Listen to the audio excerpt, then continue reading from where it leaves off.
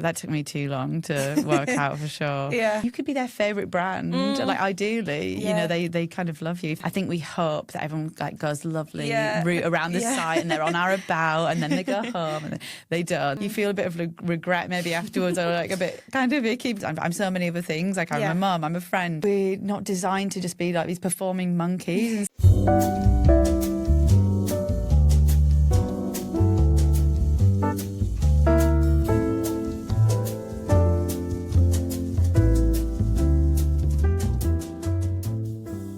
So we had Laura Robinson in, founder of Web and Flo, which is a website design and conversion company. Yeah, it was a good conversation. What do you think? Again, another really, really interesting conversation. I really enjoyed it. And this one was really sort of interesting from the point of view of web design is still an art, and Laura studied psychology.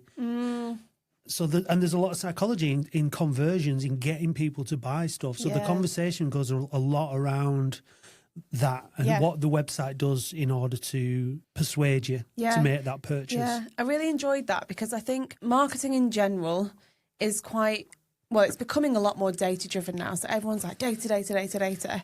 And then you've got the other side of it, which is obviously a lot more creative and, you know, creating really beautiful things and stuff.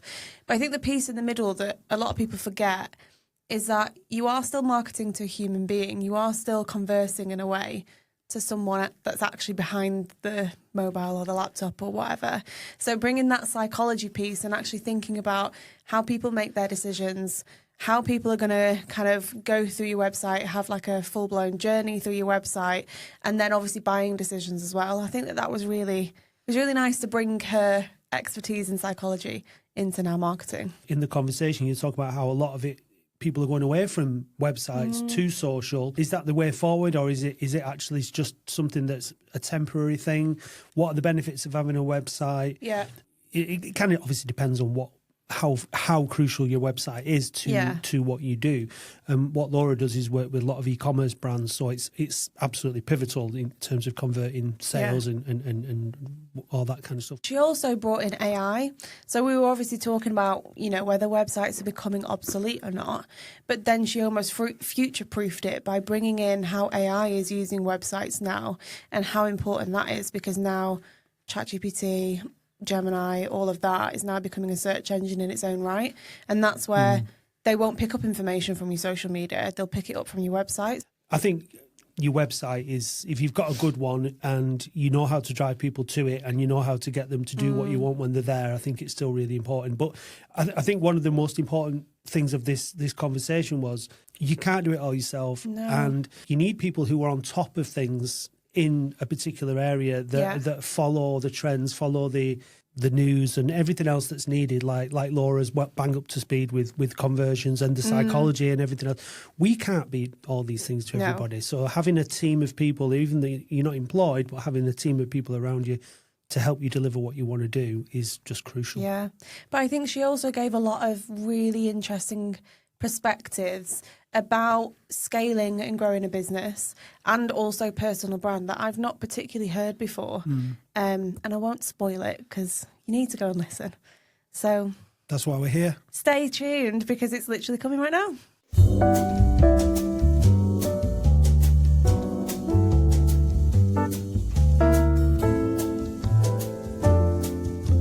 Welcome. Thank you so much for being here. Thanks for having me. Yeah. So we were talking about your uni experience. So I want to start there because that's obviously the very beginning of your kind of career trajectory. You studied psychology. Yes. Talk to me about that. Yeah. It was a bit of a classic. I didn't really know what I wanted to do, didn't know what I wanted to be. I mean, who does at sort of 17, 18 years old? But I just knew I loved people. It was one of my favourite topics. So I decided to do psychology. And I think at the time I really wanted to go into it and be like a counsellor or I applied to work in the prisons even in Manchester. Cool. But then a lot of the roles needed extra studying. It was like, right, you need to do like 3 more years or you need to do a master's. And I thought, no, I'm done with that. I want to actually go get a job and kind of go down that road. But I always knew that I would revisit it at some point. Yeah. So I guess I kind of didn't for a while. I ended up in, like, for my sins in recruitment. Same. Did you? No It's the worst thing ever. Yeah. Like recruitment and estate agents, I think, are in the same boat of like people not being liked very much. But it taught me a lot about, I guess, it's still people, and sales, and so like that was a good footing. But I was working at a company, and I had a colleague who was about 10 years older than me. Yeah, and I remember just looking at him and being like, this could be me in 10 years if I carry on. Like I ended up in a really good company. It was a tech company, and they were really innovative. And I was really excited by like all of that. It was kind of a time when like Silicon Valley was, hot, and all these tech startups were coming in. I thought, that sounds really interesting.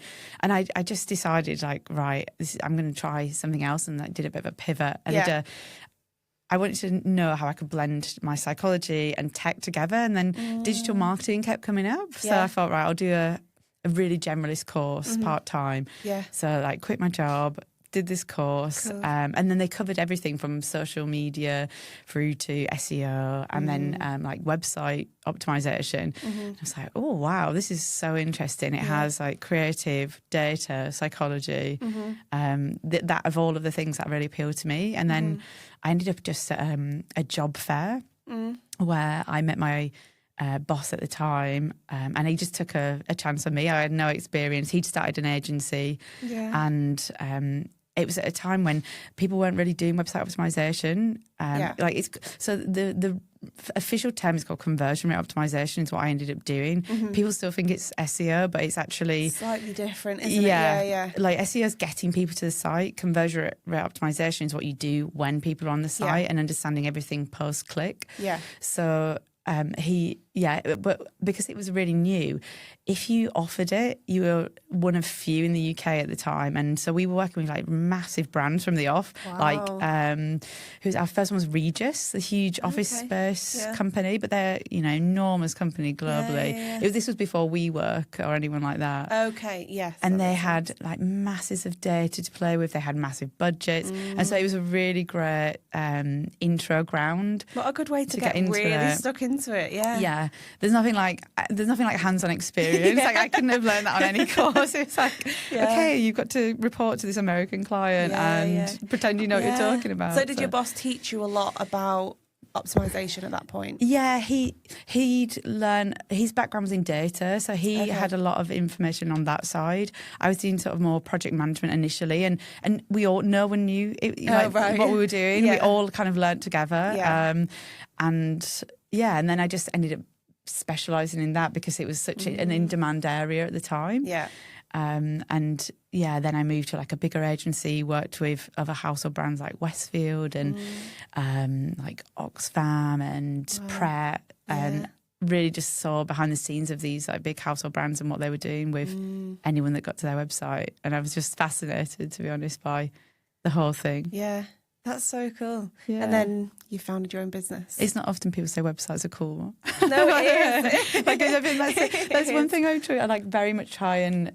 like social for me gets such all the hype. Yeah, no, people I get that. Hate their websites like that. It's like boring. They hate getting into. They think it's technical. They think it's really dull. And I very much am trying to kind of like do a PR exercise on that because it can be really interesting and so useful for your whole business. It's funny how many people have sat in that chair and said that they don't have their own website. Yeah. So it's almost as if it's kind of becoming obsolete, or kind of people are trying to push it that way anyway. Yeah. And are using socials a lot more, like Instagram is your shop front, for example, or LinkedIn, they're getting a lot of business through that instead of their website. Yeah, that's very true. Yeah, it's good that you're bringing it back. Well, I think as an e-com brand, it is your storefront. Like, you, as much as you can post on socials, it's never going to be the place that people still have that friction point around buying. It depends. Like TikTok Shop, for example, if it's a low like cost product, fine. Yeah. It's not much. There's not much risk. There's not much thought or decision making when it comes to buying something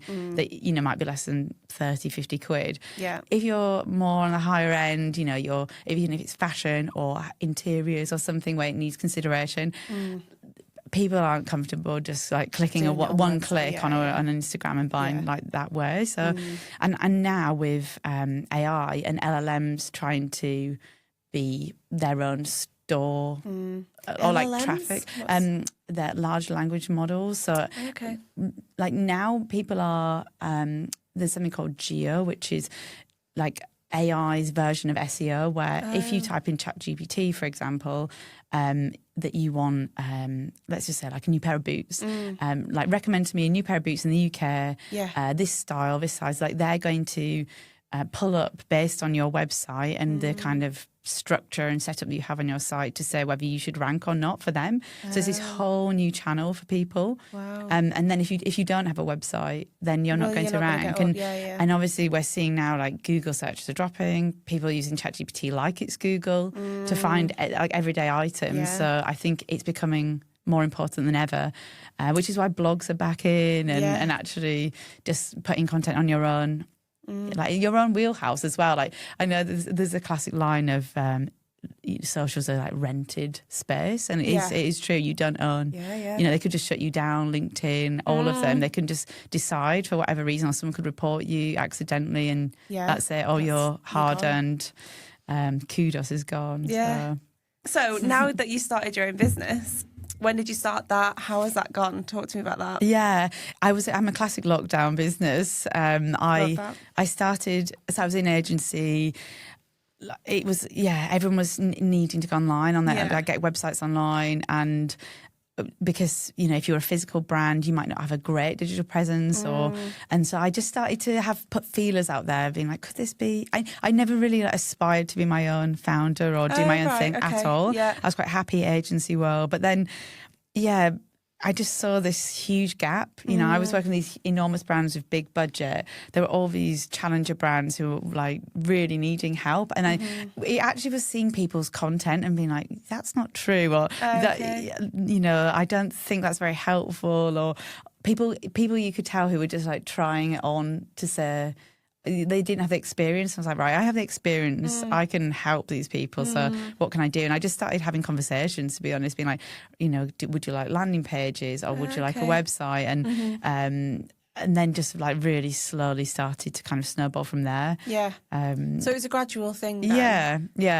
I did that thing where I put on a Post-it note like, right, you know, if this takes off, I'm going to have my notice in on this day. Oh, really? And then it took off much quicker. And I was like, wow. Noticing, like, done. I couldn't wait to finish in the end. But that's so cool. So it was a bit of an accidental business startup in a way, but I'm so glad I did. Good. So happy, Where are you at now? Are you still on your own? Have you got staff? Yeah, so I used to have a team in my agency, and you know what, it is fair play to anyone managing people, because that was the hardest part. Right. I just found like people's expectations of like what quality is, or you know, like if you have a high bar for things and they don't, or people would come in and like just not care as much as you. And I just found I was spending so much time on the people side of things, which was really rewarding in some way, watching people develop, and then others were not. So when it came to my own thing, I was like, I kind of want to run it leanly. I just want it to be me. Like I'm really happy doing like a solo founder thing, and I've got really great specialists for outsourcing now. I think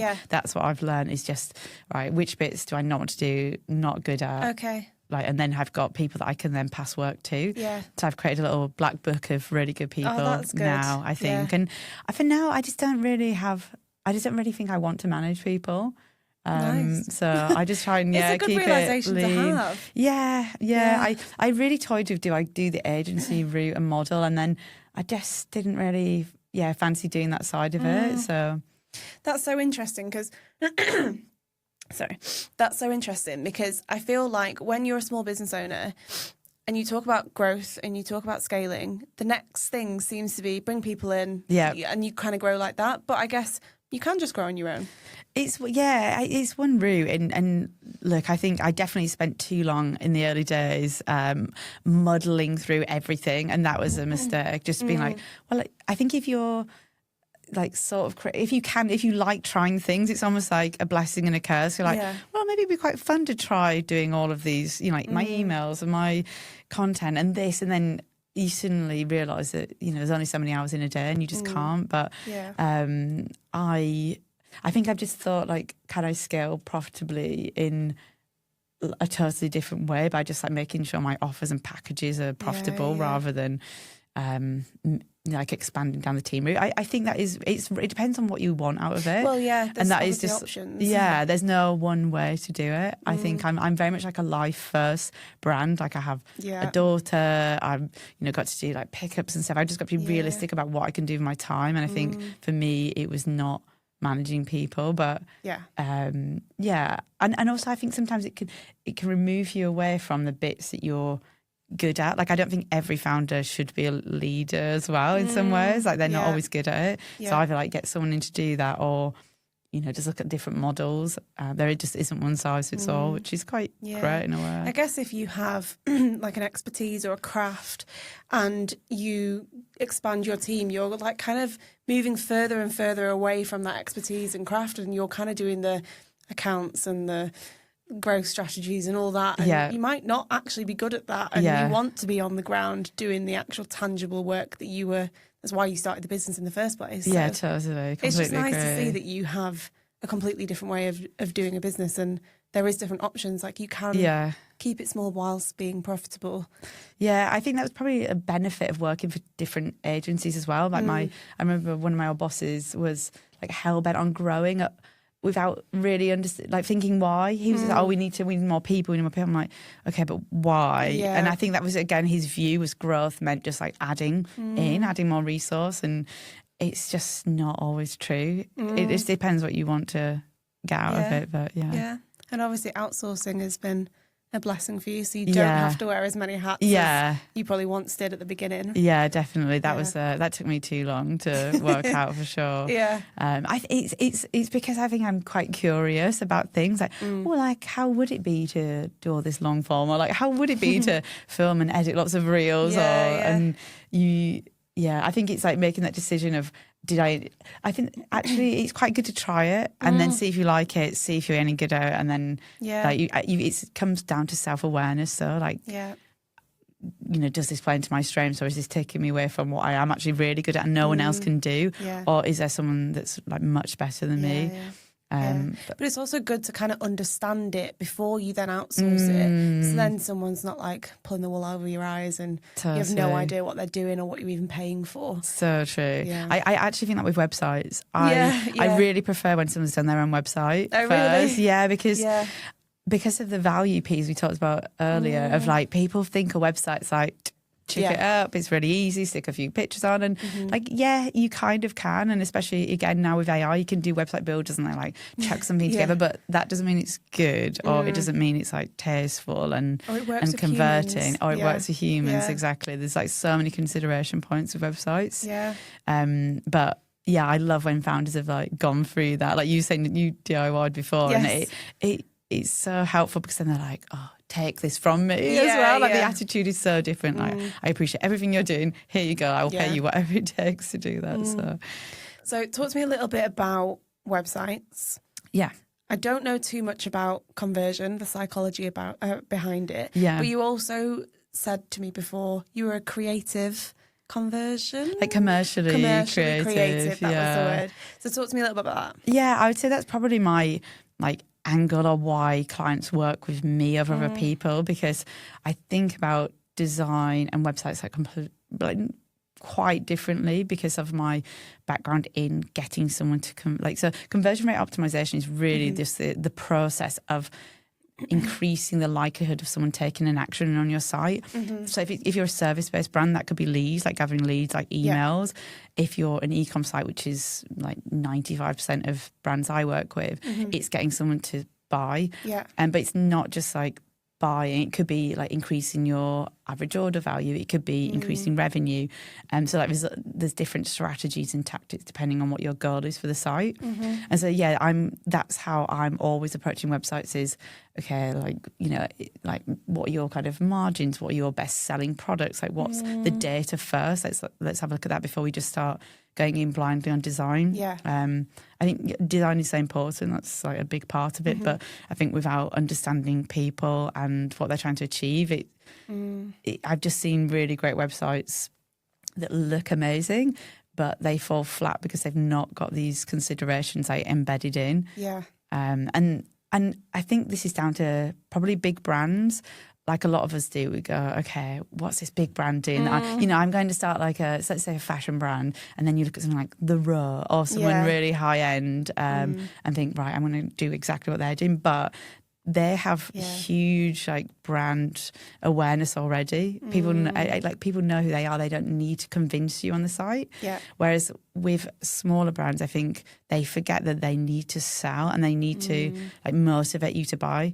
Because even if we want something, none of us really like parting with money, or we need to really understand why we're parting with money. Like, what's the value? What's it going to bring to our lives? Or even if it's something joyful and playful, we're still like, okay, but I want to see it, I want to feel it, like in situ. Yeah. So I think that's probably a big part of what brands miss, is that they think like, here's the product there, like it looks beautiful, just it will sell. And actually from a customer point of view, you're going through the site being like, well, how big is that? What does it actually look like at home? Or like, what will it, if say it was a bag? I've done a bag website just now, and a big thing I said to her is like, okay, we need shots with this one fits a laptop. You need to show that it fits a laptop, because it looks big on a website, but it's really hard to visualize how big that is. So like show it with the product, show it in different models, so that we're aspiring to kind of be like those people potentially, if they've got a certain aesthetic or taste. So I think they're the kind of angles I'm thinking about when I'm on a site of like, what at each stage, what is a customer thinking about? So it's really important, I guess, for you to understand their customer. So do you do a lot of work around their target audience, even if they, some brands don't even think about that, they kind of just make products and hope that it sells? So is that part of your work as well? Yeah, definitely. I think a big part of what I get clients to do, if they don't already, is speak to their customers. It's a gold mine for insights. If you spent like half an hour of your week speaking to like your top 5 customers, then you will learn more than any amount of social posting, because these are people that have parted money with you. If they're repeat customers, they've come back, they kind of understand more than anyone like why they love you, why they choose you over a competitor. It takes away so much guesswork. Like we can be like, oh, why did they do that? Did they like this bag? Why are they buying this? And you can just ask them. But I think it's a bit of a barrier. But there's so many ways of doing it. You can like pick up the phone if you can get their details, email surveys directly asking them. You can do on-site pop-ups even, just saying, we'll give you a voucher, or it can be some sort of incentive to say like, can you just take 10 minutes of your time? You can ask them questions directly on site, like, why are you leaving? And another one I love to use is a post-purchase survey as well. So immediately after someone's bought, like, because they're in the moment, they've got it all fresh in their mind, you can just say, like, how was the experience, and really get them to answer things there. Yeah, that's such a good way. I think people do forget that you literally have people that are like, if they've bought from you, they're already bought into the company, bought into the product. Yeah. And they're probably willing to give their time as well. So willing. I think because we're peppered with emails as well, people are like, oh, they don't want to hear from me, but you could be their favourite brand. Like ideally, they kind of love you. If they're spending money with you, they definitely at least trust you and like you out of all the other brands that they could have bought from out there. So exactly. I think to just say, and I think people feel good as well about it, especially if you're like a challenger brand and you're not some big, like nameless corporate. You're like, oh great, I'd love a chat with you. You feel kind of special. Like you're like, want to talk to me? Yeah, like you're part. Like I guess the community part of brands now is huge. So that's so good. Yeah. So the practicalities of conversion and getting people to buy. Limited knowledge. I've heard this kind of thing where you almost want to like make it the most easiest thing for people to buy. The less steps to get to purchase, the better. I've also heard turning the little add to cart button green because it feels nice and all these different things. So have you got a few kind of like top tips? Yeah, I would say for me, the thing that people probably forget the most is like the value proposition of the product. And it's like, why is it different? Like, don't just show like a mix of both, like show why it's different, but also tell people too. So like copy from whatever your product is like have really high quality imagery and videos, and as many of those as possible, like from just a plain shot with a model, without like size, dimensions, things like that. Tell people like as much information as possible instead of just putting it up. But yeah, in terms of like, it really depends on your site in terms of like turning things green or red, like actually just making sure your call to action stands out is a big one. Just can people see it clearly? Don't make it so minimal and discreet that it's just hard to see on the page. It's hard to see if you're scrolling. I think blocks of copy is another one that people do. Is like they just chuck a huge description on, not thinking about mobile. Like, don't do that. Like, have your key like selling points and benefits like top, up front, bullet points, icons, break things up that way. I also think the other big one is social proof. So like, what do other people say? Not just reviews, like actually it can be before and afters. It can be like user-generated content, like videos that you'd have on socials of someone using it and just saying why it's so great. Like have those on the website as well, not just like the star reviews. Testimonials can work really well, having them in the gallery, in the carousel itself. And I think storytelling is really underestimated as well now because people want that connection. And so on the product page, I think people forget that that's a landing page in itself. So I would say it's the most important page on the site, the product page. So it's not just about having like about that product. Have a little bit of the brand story underneath as well, because if you're on Instagram and you click through to that product and you don't know much about the brand at all, they might only see that page. I think we hope that everyone like goes lovely route around the site and they're on our about and then they go home and they don't. They might go like directly into a product. And so if you can then say to people, you know, what your ethos is as a business underneath the product itself, like that's all adding to the selling point. So storytelling is a really big part of it as well. That's so interesting. I hadn't thought about that because I guess you kind of make up this customer journey and you expect people to go onto the homepage. That's the first page that they'll go onto, and then they, you know, scroll down a little bit and they're like, oh, like product, like go onto there. And like I just hadn't thought about people directly going straight onto product and they just miss like 95% all this hard work that you put into the site. Literally. No, that is sadly true. Look, the homepage gets loads of traffic because like it could be from anything from SEO to now, as I say, like ChatGPT or other AI tools sending people there. It could be like just that's the link you have on your socials. But for a lot of people, if you're posting content on socials, you can now link straight through, and that is, so you were saying about like fast path, like routes to purchase, that is one of them. It's just like click in. I'd say in terms of clicks, it really depends on like the value of your product as well. So again, if you're selling something under like 50 quid, 100 quid, it's easier to just like sell from a couple of clicks, but actually that can go the inverse if you've got a product. Like I was just selling these antique rugs and interiors that cost thousands of pounds. You can't be as like buy now and scrap and like you don't have to come off scrappy and like have like countdowns to like only a few left, because that's not the type of buyer for someone who's spending thousands of pounds on a rug. Like they want to feel like they've got this white glove, lovely experience. And so that's more about like visuals and making the whole site feel like you're selling, but in a really like just more tasteful way. So like certain things just aren't, that's why it's really hard to say like just do this and then that will work, because it's just it just depends on your business. I mean, look, I think high quality visuals, imagery, like videos are really helpful. GIFs, I would say, are really underused there. GIF, because videos can be expensive to make and to get them, you know, to a good quality. You can't do that necessarily for every product, but actually pulling together like different angles of product based on images, just like that movement will really captivate people's attention. But then there's also, I think people skip the basics, like delivery. Is it free? Is it transparent? Like what does it cost if it's not free?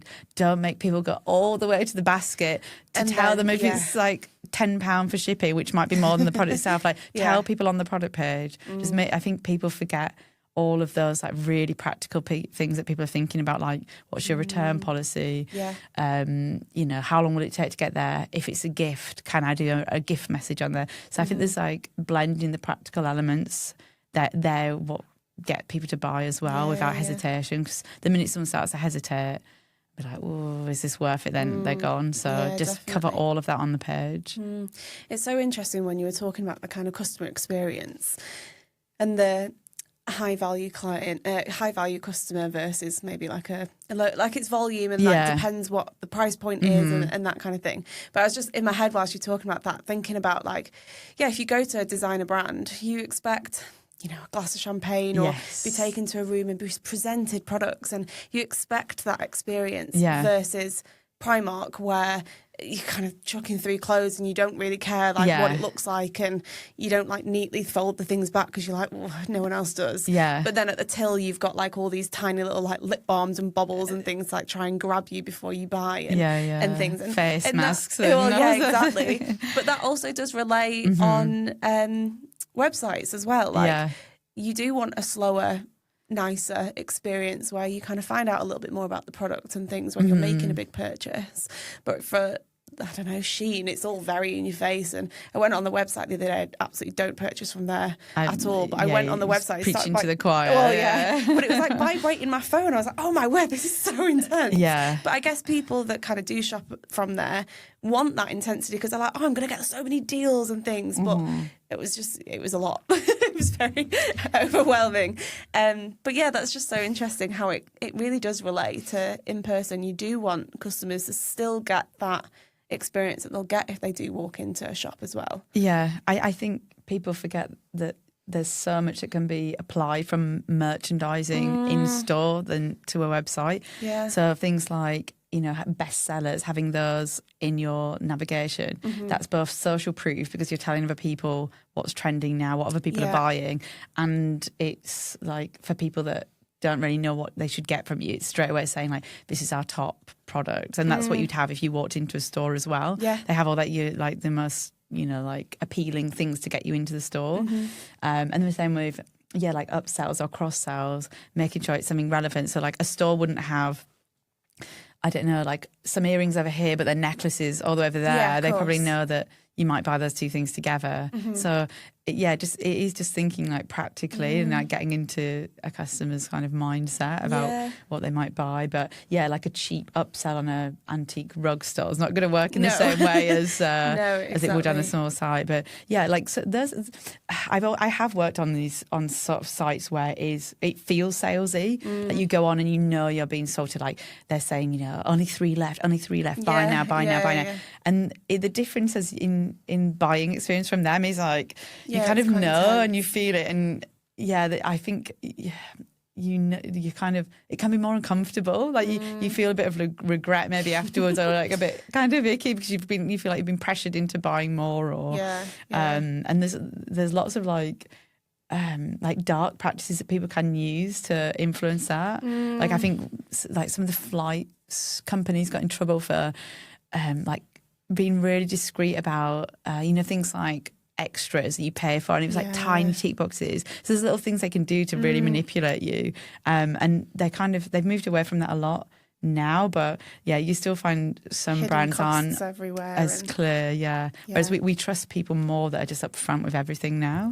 So transparency is a huge thing, especially for small businesses. It's like, why would I buy from you when I can buy from Shein? But even the higher end, so like I was on Odd Muse's website, for example, and they're not like being kind of spammy or anything, or like scammy or anything, but they still have like their pricing's tiny. If you look on mobile, like it's really small, and like some of their benefits are like really discreet and hidden, and there's like certain things that I would do to them to just like make it clearer and make it much easier to buy. Themselves as a high-end brand. I would say so. Like from a fashion point of view, I would say they're definitely not.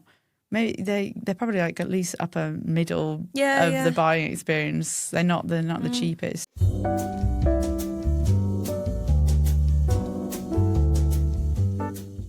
The Female Founder membership is officially live, and I want to tell you all about it. As part of the membership, you will gain access to a variety of different courses covering business fundamentals and soft skills for women in business, along with workbooks and templates to implement all of your learning. You will also be a part of the Female Founder Community WhatsApp group, where you will find the space for the board. It's basically the board of directors that you don't have as a solo female founder, so you can go there to ask for different advice, support, and to celebrate your wins. Members also get access to exclusive offers on softwares and services for your business, along with various live events throughout the year and monthly webinars.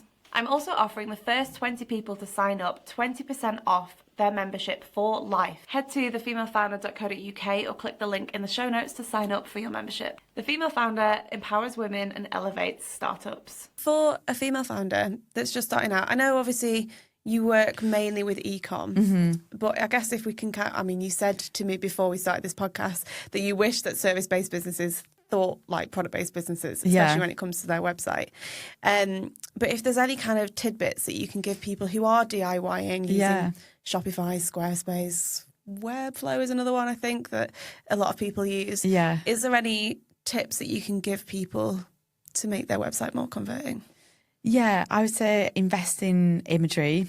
Yes. That would be like my biggest, because good imagery can take you a long way. Yeah, there's nothing worse than a blurry image that's like kind of in the dark and Yeah, well, we process information like something like 5 times faster, 10 times faster than we do words. Ooh. So even just from that perspective, like when we're going on, we understand things more from a look and feel. So if you can get really good imagery, then you're a lot of the way there. Yeah. So I would say that if I was DIYing, and also just being really clear about why you.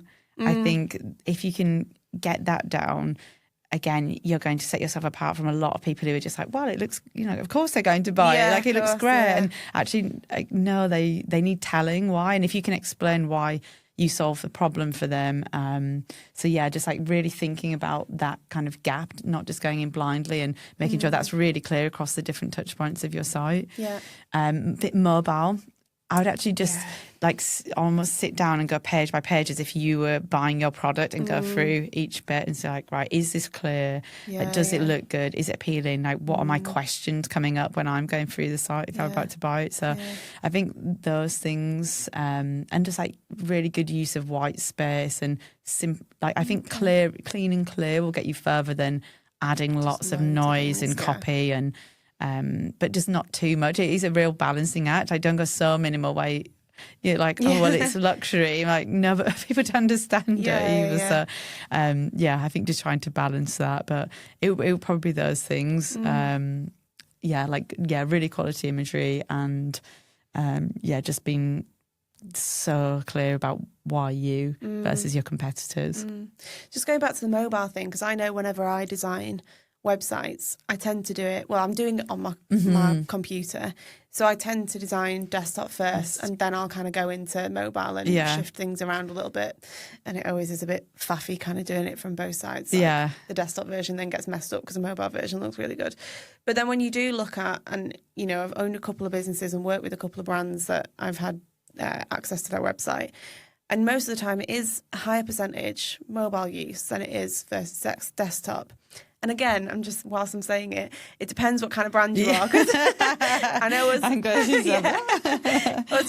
millennials love to make a big purchase on a bigger laptop. Then I wouldn't be booking flights on my phone. That's just obscene. But would you recommend maybe doing mobile design first and then going to desktop instead? It's such a good point. I used to design. I went to a point where I designed mobile first. Yeah,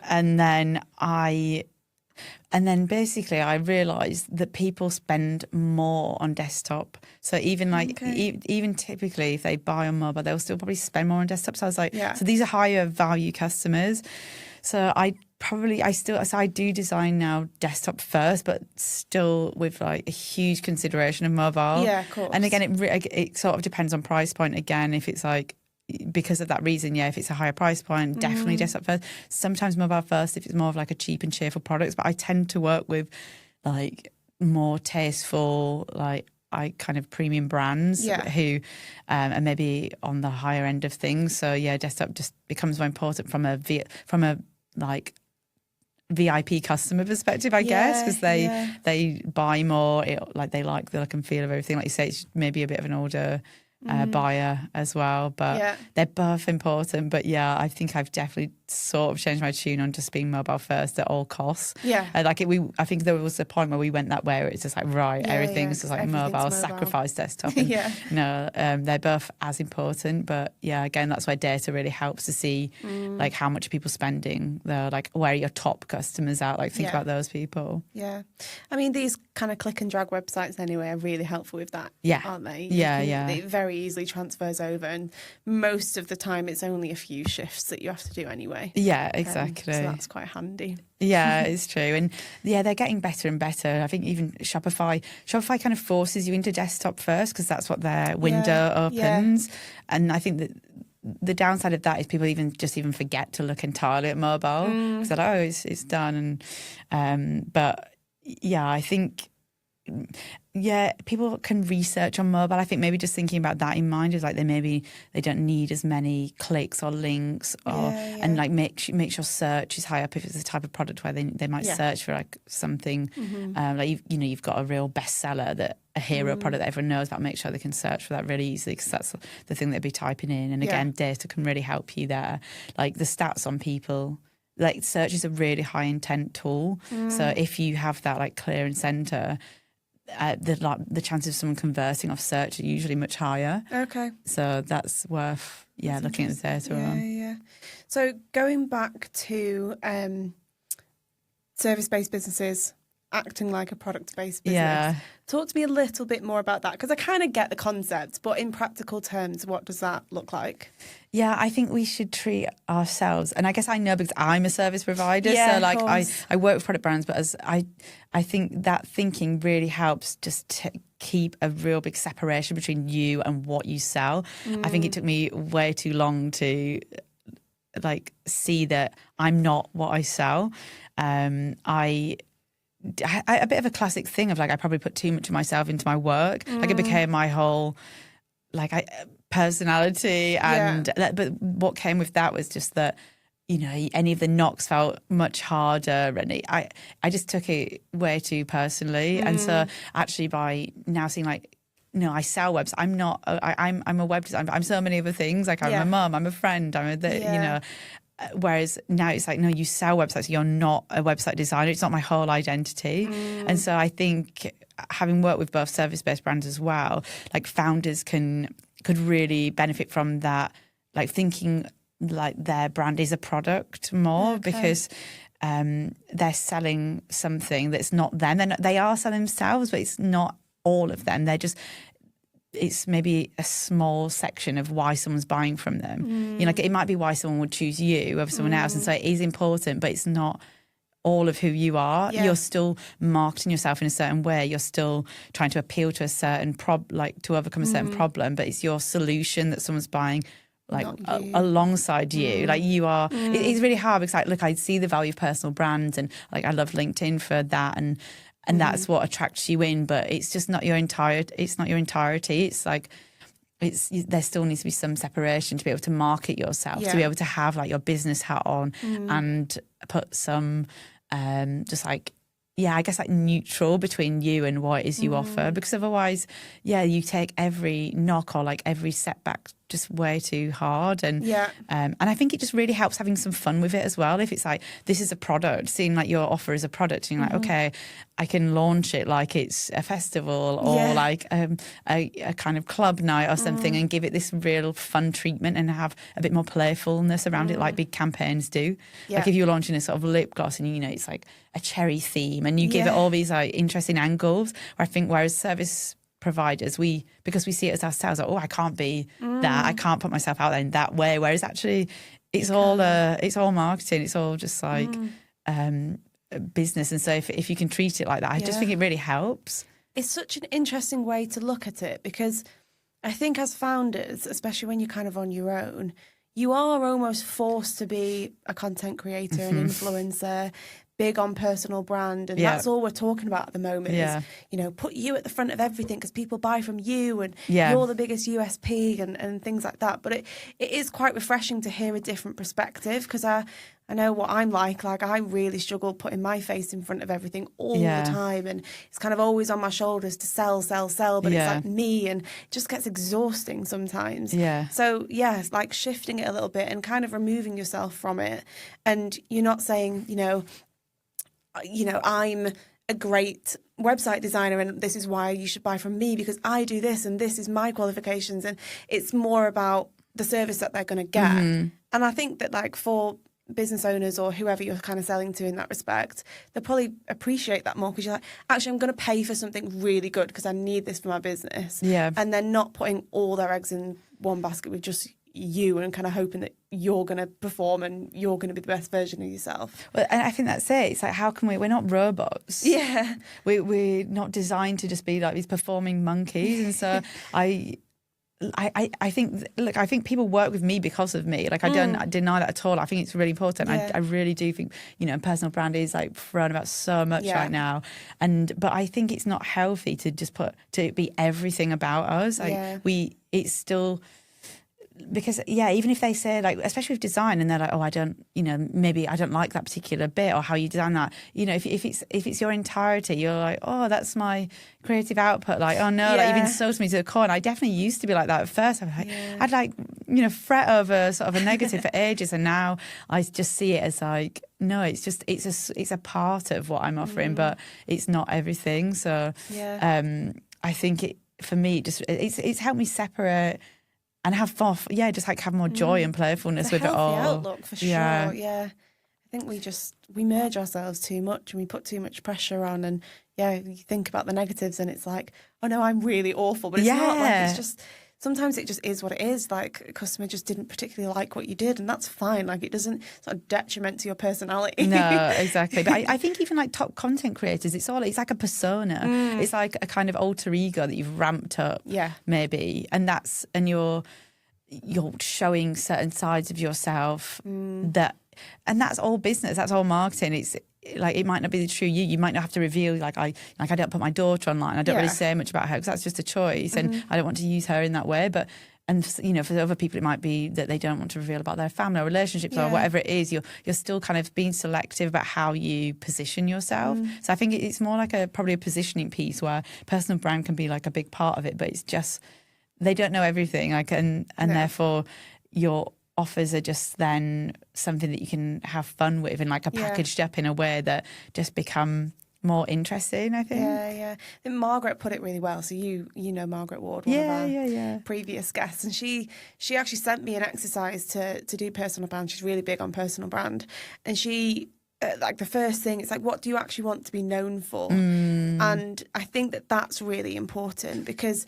if you don't want to be known for a mum or whatever it might be, don't talk about it. It's so fine to keep parts of your life to yourself and not have to put everything out there all the time. So true. I think the problem is that some of the content that works well is this like really vulnerable, like almost kind of, just like, you know, so transparent that it's like, like people then think it's a bit performative, because it's like, oh, this has happened to me, and that's a problem with, like, probably again with like algorithms and what we tap into from an emotional point of view. We relate to it, and that's good, but it doesn't mean you have to be, you know, crying on camera or like, that's okay. I'm not judgment to that. Like, people, and if you're fully you're so comfortable doing all that kind of thing, but I think sometimes we look at people doing well and like getting all the reach or engagement from that and think, oh, do I need to bare my soul on, you know, to get some people to buy a website from me? But it's just not the case. I think product brands like have much more of a like fun campaign view around things. That's so interesting. I love that. I love that perspective so much, because it is very fresh. Like, I haven't spoken about that much, so it's good to hear something different. Well, I think it's probably from my own learned experience, as I say, from just being like, oh no, they like said something awful. I'm the worst. Like, I'm the worst person in the world. I want to quit. I want to, like, go and hide in a cupboard for a while. And just realising that it wasn't really healthy to approach it in that way, and some distance was really useful. Yeah.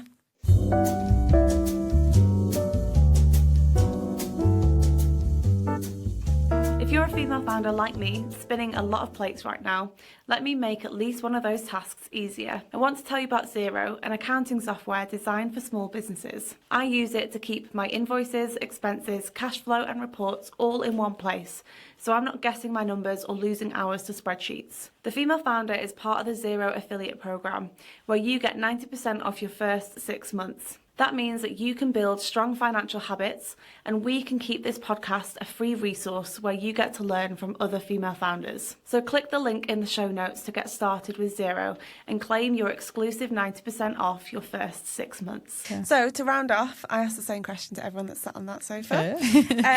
So encompassing everything that I guess you know about your expertise, but also about being a business owner, if there was another female founder sat here just starting out, what piece of advice would you give them?